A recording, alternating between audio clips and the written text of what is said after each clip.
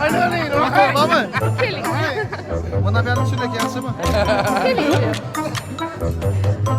Hayotingizdagi eng mazali oshni eslaysizmi? Ha, eslaymiz. Kecha pishirdik shu ustozimiz bilan birga. 130 kilo osh pishirganmiz. Eng shirini shu bo'lgan. Endi bu ham shirin bo'lib chiqishini ishonamiz. Ungacha yeb ko'rmagan. Ugachaga pishirganmiz, yeganmiz. Kunda pishiramiz biz oshmiz, ha. Xorazmning eng oldi oshpazlarimiz-ku. Biz kunda oshdamiz. Endi siz aytdingiz-ku qachon deb. Shu ertaga kecha yedik. Endi bugun mana buni yeb ko'ramiz. Bizlar ko'pincha Xorazmcha suzma osh pishiramiz. Faqat voqea yog'iga. Sog' bo'lasiz. Eng mazali osh. Juda ham ko'p oshlar yeganman, to'g'risini aytsam. Eng esda qolarlisi qaysi bo'lgan? Qarang, eng esda qolarlisi har yili bo'ladi.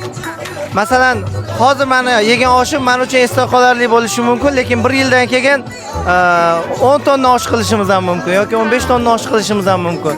Lekin shu 15 yillik tajribam davomida albatta hamma uchun o'zini onasini oshi shirin deb bilinadi.